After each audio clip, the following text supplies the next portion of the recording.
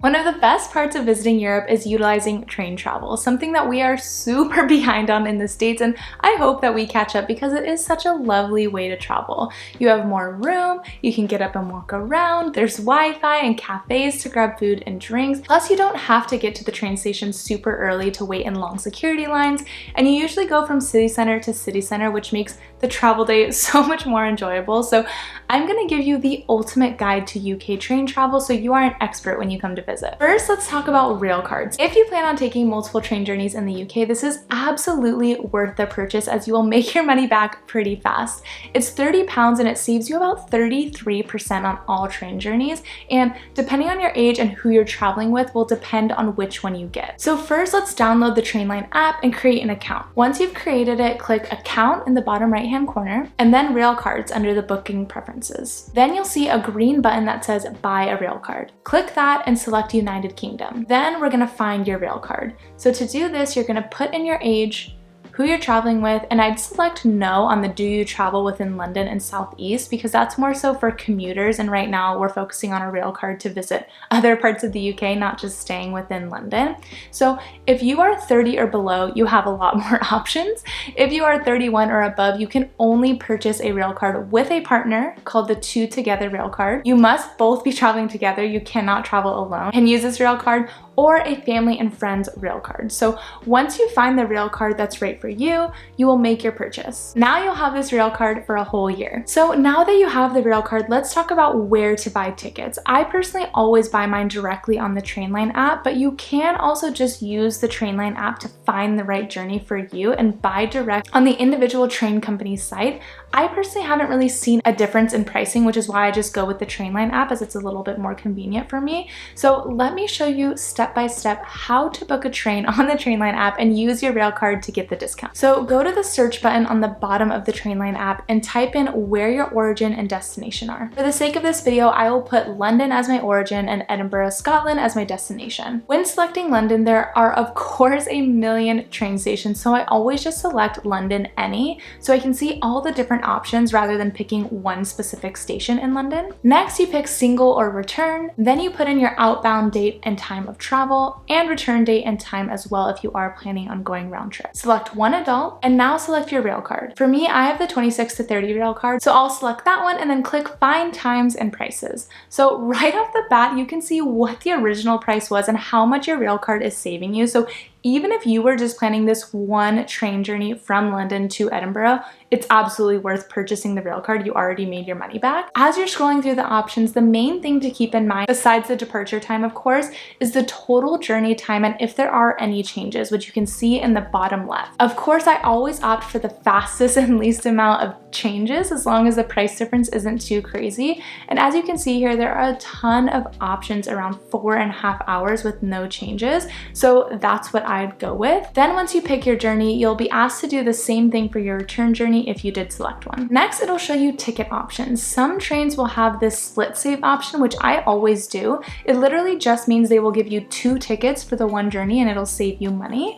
I honestly don't know why you wouldn't do it. Like, who cares if you're using 2 tickets instead of 1 to complete a journey? But you can also opt for the single ticket if that really is important to you.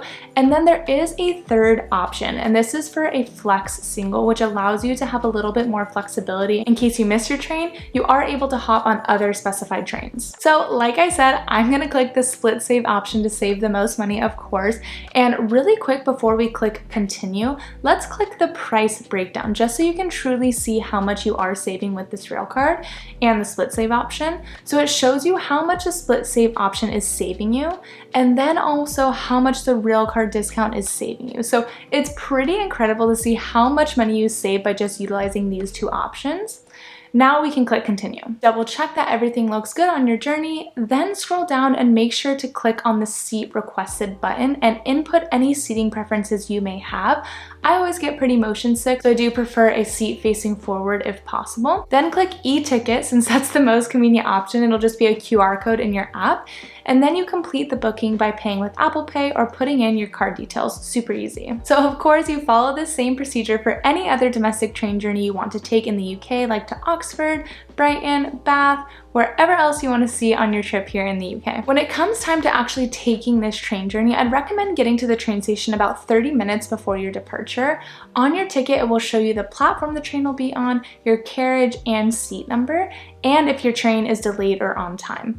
You won't need to go through security or anything. You'll just scan your ticket at the till and you'll make your way directly to the platform. It's super easy. Now, there are also 3 international train journeys you can do from London as well. These are Brussels, which takes about 2 hours, Paris, which takes about 2 hours and 20 minutes, and Amsterdam, which takes 4 hours. All of these international departures leave from St. Pancras Station, which is right across from King's Cross Station, and they are all on the Eurostar, which is the name of the train company. Unfortunately, you cannot use your UK Railcard to get discounts on these international journeys because they're not within the UK. It's only for domestic journeys. And yes, sometimes these can be very expensive, but if you are flexible, you can find some really good deals. Earlier this summer, Nick and I went to Paris on the Eurostar, and they had a flash sale where all the trains were only £35 each way. So it definitely can be affordable. To buy these train tickets, you can do so on Trainline as well by following pretty much the exact same procedure, minus adding the rail card, of course.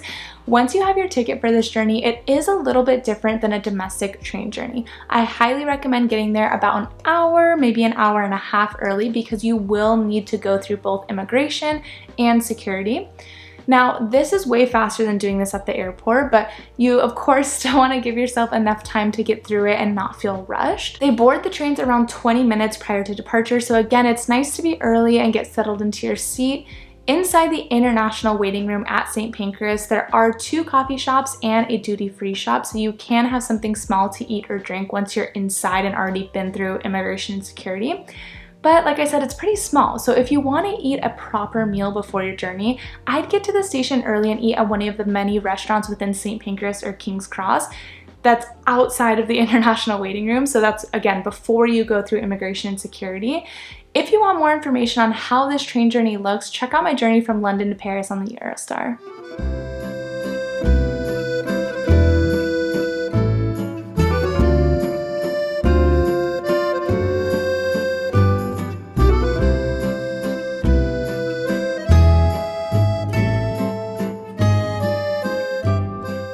Hopefully you feel ready to take on the train travel experience in the UK and possibly even other parts of Europe. It really is something I think everyone should experience when traveling around Europe, since we just don't have it in the US and it's such a nice way to travel.